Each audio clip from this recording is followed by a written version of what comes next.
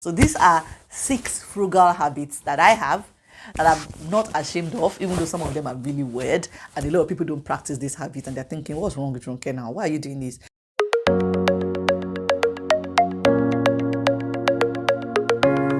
Hello friends, welcome back to my channel, The Bulletproof Life. It's me, Ronke Odewumi, and as usual, I'm delighted to have you here. Today, I'm going to be sharing with you 6 frugal habits that I have that I'm not ashamed of, and if you have them, you shouldn't be ashamed of them too. So let's get right into these frugal habits. The first frugal habit is the habit of reusing items, reusing things like plastic bags, glass bottles, Ziploc bags. I'm so not ashamed of this habit. Like, I'm a Nigerian, and Nigerians, we have a thing for plastic bags. I don't know if it's an African thing. We have it stuck in one corner, under the washing machine, behind the pantry door, things like that. We have all these plastic bags, and I'm just not ashamed of those things. I collect them and I use them. I actually use them. So don't just collect like 200 plastic bags that you're never going to use. That's way out there. But I use plastic bags, I reuse plastic bags, I reuse Ziploc bags. If I've put some things in a Ziploc bag, not raw meat, not raw fish, if I've used it for things like biscuit, I've put something in it that I can easily wash out, I simply wash the Ziploc bag, I let it dry, and I reuse it. So that's my first frugal habit that I'm just not ashamed of. Like, I own it, I'm chesting it, I do it. The second frugal habit I have that I'm not ashamed of is that I repair clothes and wear them instead of discarding them. If a button comes off my blouse, I will get a needle and a thread and I will put it back on. If there's a tear on a dress or a skirt or a blouse that I like, I will sit at my sewing machine and I will put it back on. I've said it in another video that a sewing machine is a purchase that will save you money. And my sewing machine, it saves me money. If my clothes has a tear, I'm sewing it back. If my blouse has a tear, I'm stitching it together. I'm not embarrassed. I'm not ashamed. I'm not going to discard something I like or a nice blouse that nothing is wrong with just because, I've walked past the door and the door has pulled my blouse and it has ripped. I will sew it back. So if you're someone that has that habit, please don't be ashamed. Feel free to continue repairing your clothes instead of discarding them. You're even doing things for the environment, because when you discard the clothes and buy new ones, these things have to degrade. They have to take time to biodegrade. They're not great for the environment. So yes, I stitch clothes, I repair my clothes until I don't have to wear it anymore. The third habit I have, and I'm not ashamed of, is that I repurpose things. I don't just reuse. Earlier I said I reuse things like plastic bags, I reuse things like Ziploc bags. I take it further. I repurpose things. I'm showing you now a picture of something that I repurposed. What you're looking at is a candle bowl that used to contain scented candle, and when I finished burning the candle in it, when I finished using the candle in it, I simply cleaned it, washed it out, removed the wick stand inside the glass cup, and then I covered it with gold leaf. In another video I've talked about my love of gold leaf. I covered it with gold leaf, and then I'm now using it as a makeup brush holder. So yes, I repurpose things a lot. I love repurposing things. I'm not ashamed of that habit. Instead of buying myself a makeup brush holder, I've created mine and I've saved myself money. I'm happy to repurpose things like candle cups into makeup brush holders.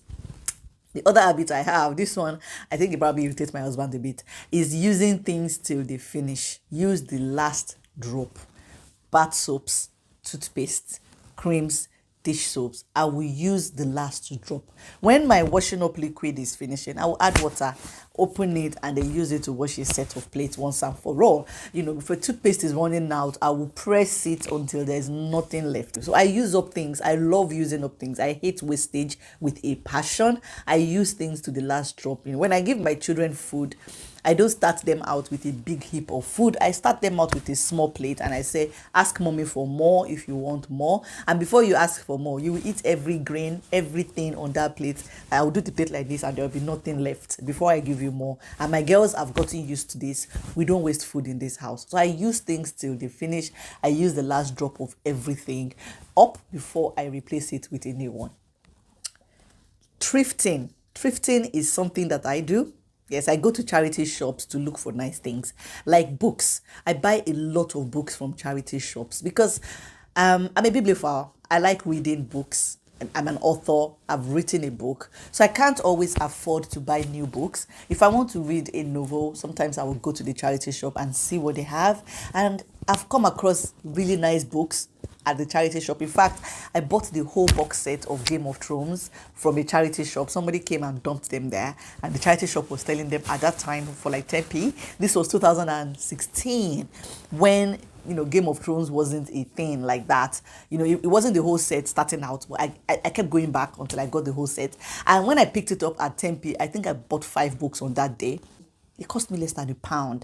So yes, I buy books from charity shops. The other thing I buy from charity shops is artwork. I've got a painting which I bought from a charity shop, that one, and then repurposed it again with gold leaf, added gold leaf to the edges to make it nice. I bought that from charity shops. You can also buy clothing from charity shop, even though I don't usually buy clothing from charity shop, but you can. They have nice things, especially when you go to charity shops in affluent neighborhoods. I have a friend, she's Canadian, and she was one that first told me that you should go to charity shops in Kensington and that you'd find really nice things there. This was around 2008 when she told me about this, and I actually followed her to a charity shop in a really swanky neighborhood in London, and all the clothes, most of the clothes in that charity shop had tags. They had tags like they'd never been worn.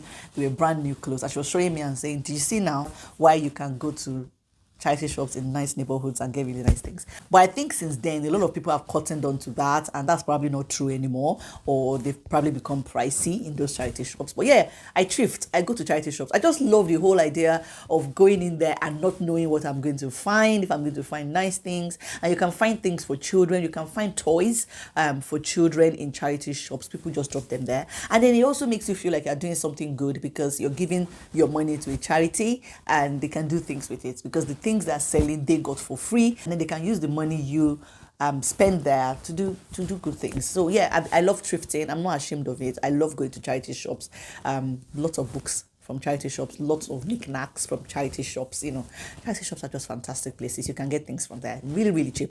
And the last frugal habit I'm going to share with you, which I'm not ashamed of, is elongating the use of items. So it's quite similar to using things and reusing things. I try to elongate the lifespan of things that I buy, and a good example is towels. So I always buy white towels. I start my towels out as white, so I buy them as white and I use them and use them and use them, and then they get to a point where it doesn't matter how much you bleach them, it doesn't matter how much you wash them, they're just not as white as when they started out. So at this point, the normal urge would be to throw them away, but I don't throw them away. What I do, 2 things. First, I buy myself some cloth dye, those ones that you can use in the washing machine, and I dye my towels. I'm showing you pictures of my dyed towels now.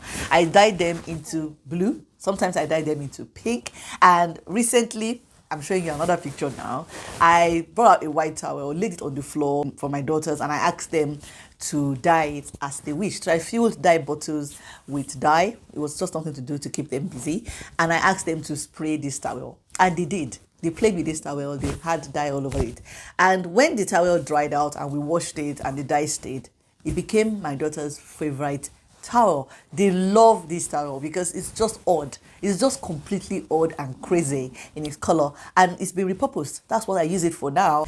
It's continued its life as a towel, and my daughters actually fight over the dyed towels. They want the blue dyed ones or the pink dyed ones or the multicolored one that they did themselves. So I like to elongate the lifespan of things. The second thing that I do with towels that are not so white anymore is I turn them into bath mats. So I just throw them on the floor in the bathroom and they become a bath mat, and we walk all over it.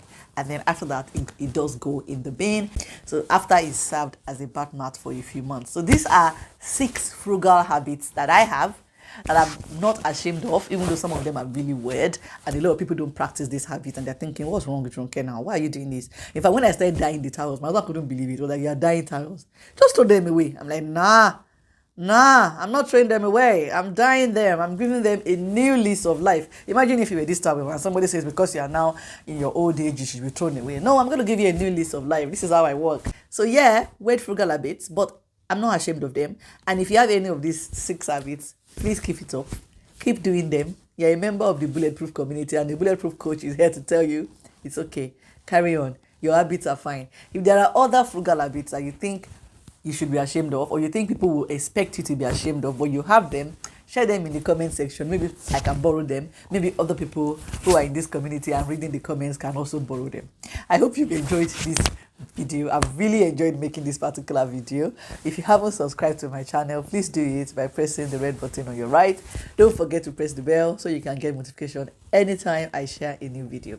If you haven't pressed the like button, friends, smash the like button for me so that YouTube can share this video with other people like you. We're still on the journey to monetizing, and I'm looking forward to coming back and telling you guys we're monetized. Yeah, your girl is making money. Until then, let's keep watching these videos, let's keep sharing them with our friends, let's keep telling other people about the Bulletproof community. Until my next video, you take care of yourself and keep living that Bulletproof life. Bye bye.